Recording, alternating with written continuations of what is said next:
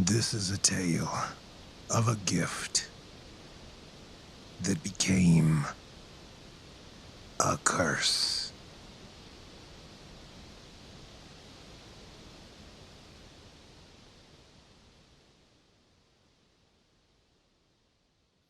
Throughout the millennia, objects of interest are lost to time.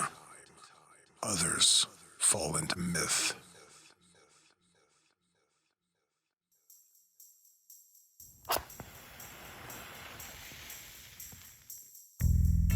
Items said to harness the capability of creation or possess the power to destroy entire worlds and everything in between.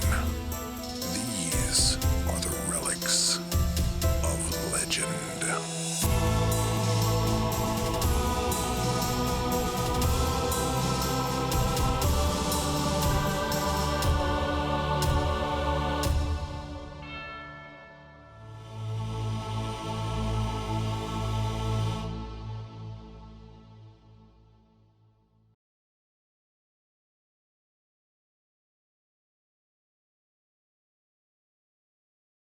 For many years, the wishing tree was spoke of in fables, folklore, and legends. It was said that long, long ago, a fiery light lit the night sky like day. As if a star fell from the heavens, crashing deep in the forests, close to one of the mightiest rivers of the land. It hit so hard the ground shook, even at unimaginably far distances. This changed the course of the mighty river, creating a gigantic waterfall where just moments ago had only been dense hills of forests and green. That entire night was lost to the firelight in the sky. No darkness was able to find any of the local towns or villages. As violent as it was, this happening wasn't without a gift. Near the edge of the deep and now water-filled cavernous wound, a single seed of an otherworldly tree began to take root. The star had delivered a gift from the gods. As time went by, people began to realize the tree was whispering to them. Quietly at first. Then as it grew larger, so too grew the voice inside their heads, coming from the tree.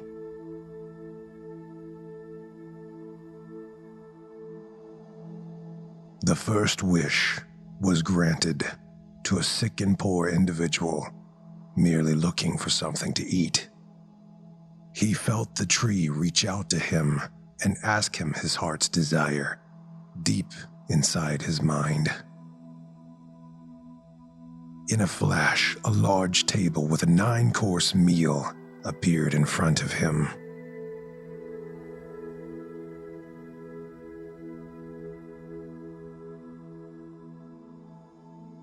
Not long after, the word had gotten around, as word does. Travelers from far and wide came to seek the gifts of that wishing tree. Not much more of the story was passed down over time. The location of the tree today remains a mystery. It is assumed by believers that sickness or perhaps a war challenged the people of the time, while others believe it was just a story for children, meant to teach them when something bad happens, there is often good in it, if it can be found, just like that tree.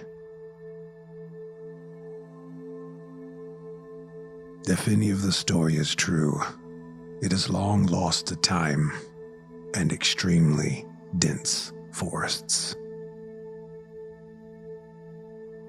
Until Yonsei Ra.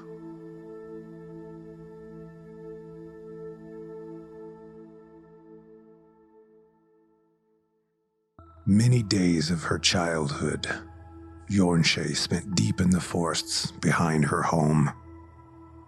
Long after, as an adult, her curiosity and connection to nature only grew stronger. For days on end, she would stay deep in the uncharted wilderness, so very far from anywhere anyone had ever attempted to traverse. Then one day, fate found her, as she found herself lost, farther from civilization than she'd ever been before. With no idea where to turn, she began to hear a river even farther into the deep overgrowth.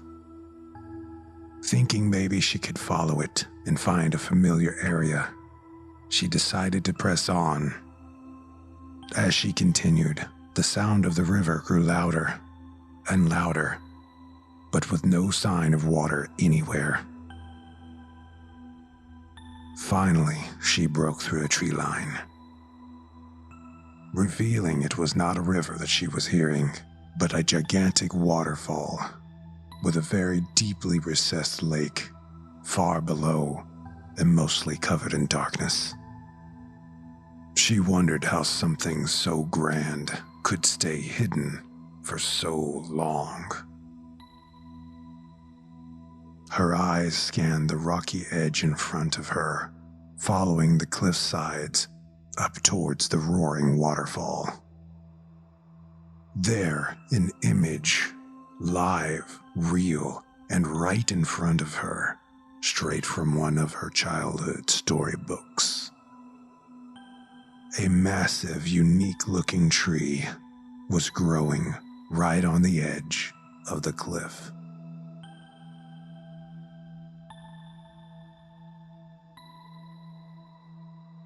Beautifully framed by the deluge of water falling into the darkness below. She was stunned. It was whimsical and intimidating. It was impossible, yet clearly real.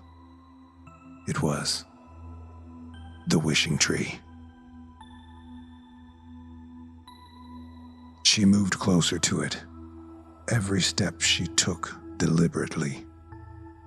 Her heart racing and her head spinning, she stood under its great branches. For a moment there was silence, only the white noise of the falling water.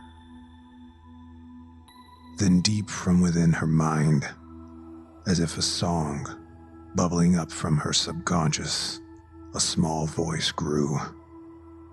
She didn't hear words, but she felt the question. What is your heart's desire?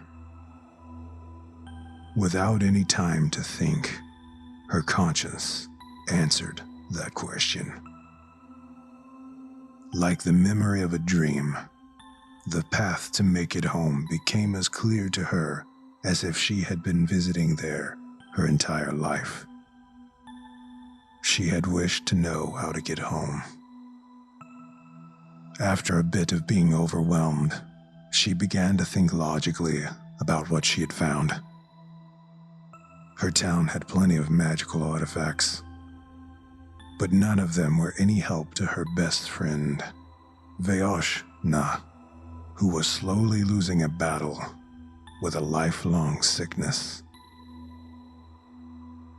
Yonsei's society tended not to trust technology. The only hope for a cure was now towering in front of her. She had to bring Veosh here, even if she had to carry her.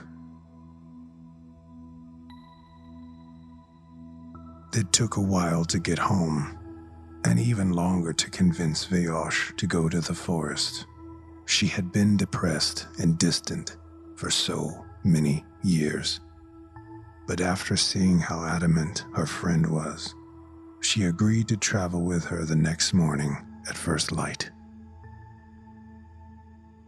After multiple times of wanting to give up, countless scrapes and insect bites, they finally broke through the tree line, revealing the roaring falls.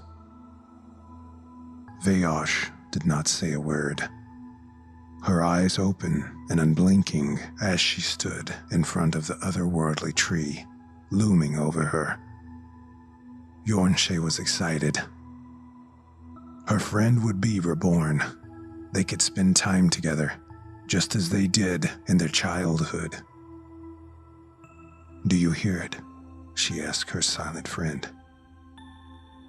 Vayosh replied, almost in a whisper, "Yes, that is what I want." Before Yornshe could say anything more, Vayosh reached out as if to touch the trunk of the tree. Starting with her fingertips, up through her hands, and then the rest of her body, she began to dissolve into dust, falling to the ground. Yornshe screamed, grasping at what was only a pile of sand, now falling between her fingers. Looking up at the tree, to her now it looked ominous. She had no idea why it had done this to Vayosh. It was now clear this was no fairy tale, but was undoubtedly a truly evil curse.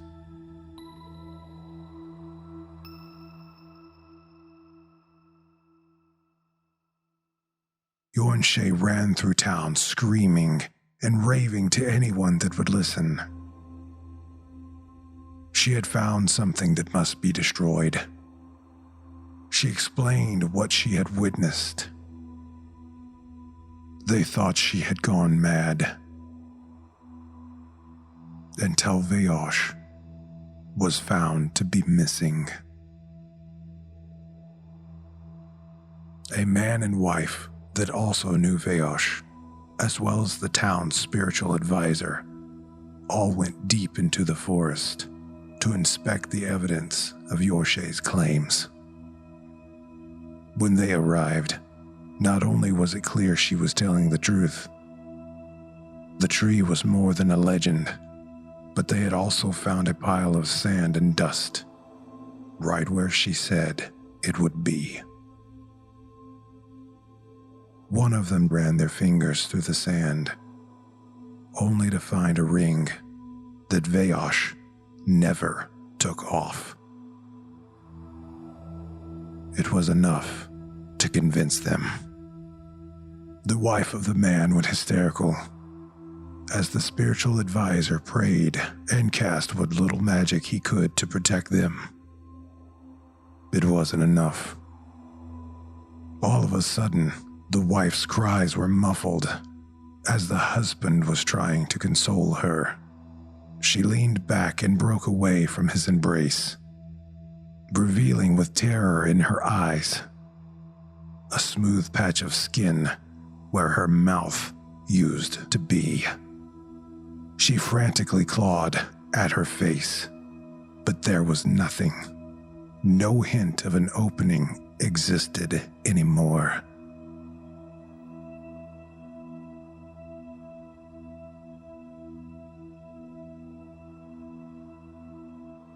Back in town, everyone was gathering their axes, torches, and other weaponry, forming together into a marching mob of angry townspeople.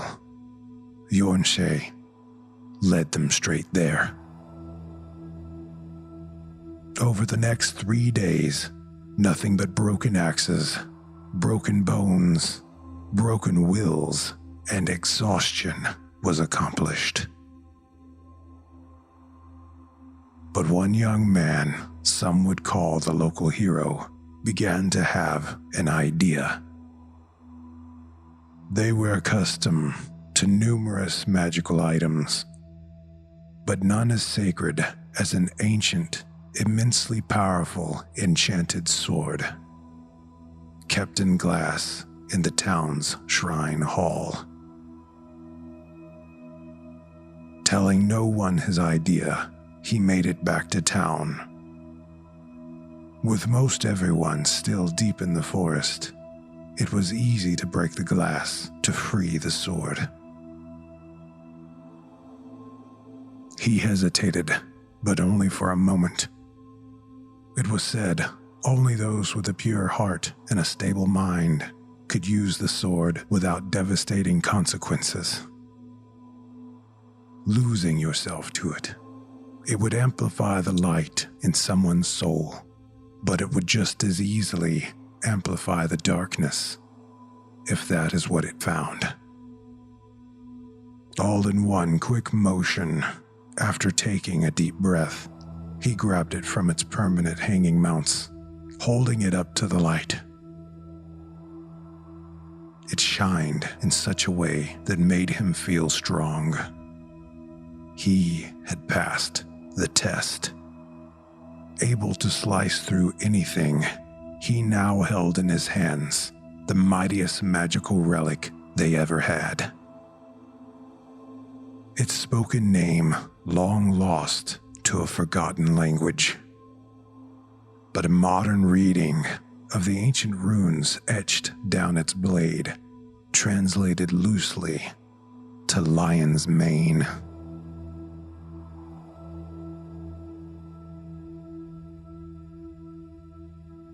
The weary, angry crowd, still trying to destroy the tree, slowly parted as he returned with the legendary sword.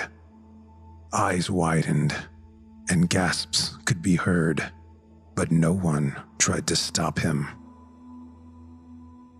He held the sword up in front of the indestructible tree trunk, breathing faster and faster, until with one massive swing from one side to the other, the sacred blade cleaved straight through the middle, toppling the majority of the tree. It fell in what seemed to be slow motion into the cavern below.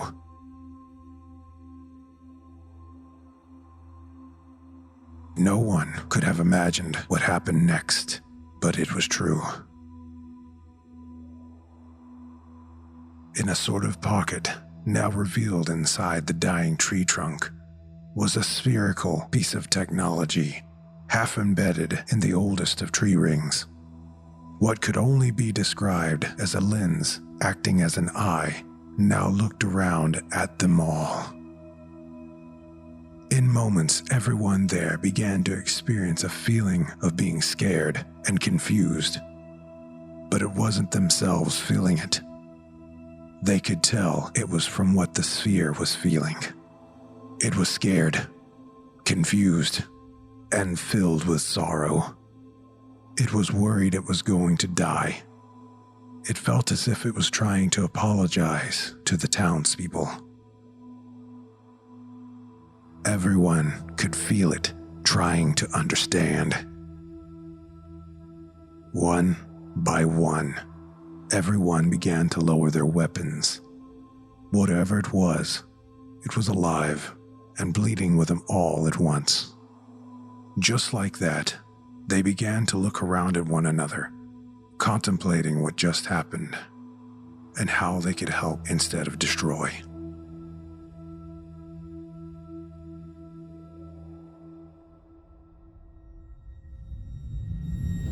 The young hero plunged the blade into the sphere's lens, piercing completely through to the other side.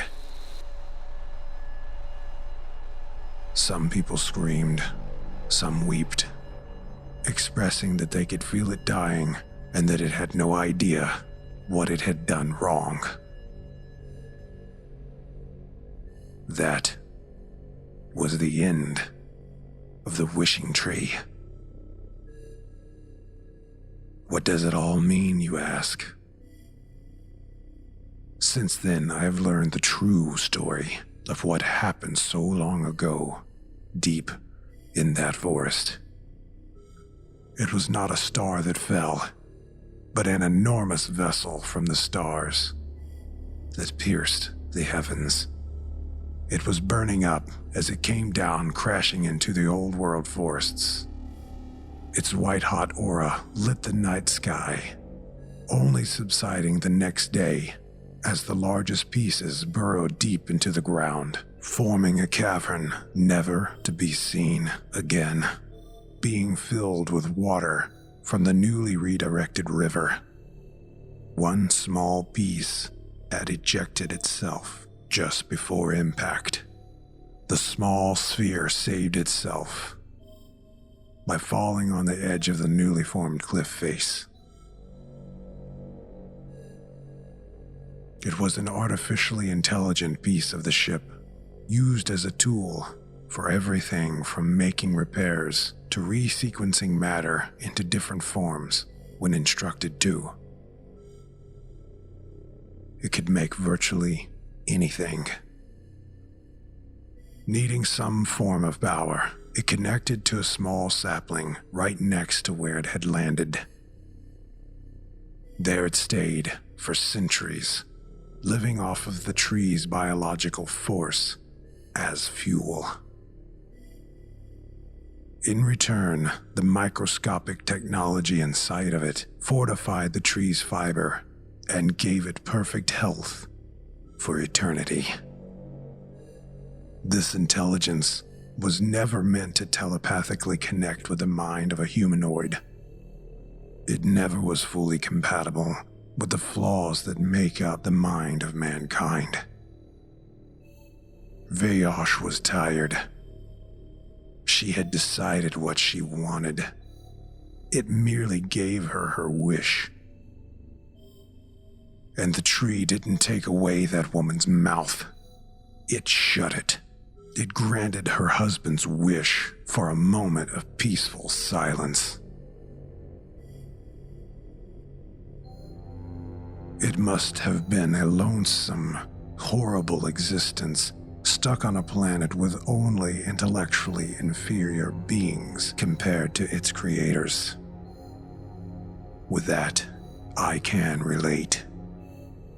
But it gives me joy that it had to suffer so much for so long.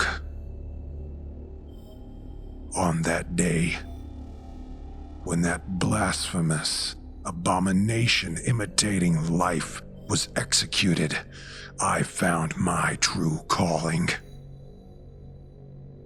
When I cut down that tree, everything became clear to me. That young man, so many once called a hero, is long dead, along with respect for my people. Our ancestors learned quickly to abandon that false idol. That's why it was so hard to find. It was erased. Now they were ready to take pity on it, proving their weakness. I told you this was a story about a gift turned to a curse. It's my gift, my purpose, my longevity and strength. A beautifully grotesque blessing of a curse. I lead the crusade to destroy technology in all of its filthy, unholy forms. Like a cancer infecting and disrupting the order that is the nature of existence itself. Who am I to take on such a task? I am the Dark Blade Warden that wields the legendary Lion's Mane.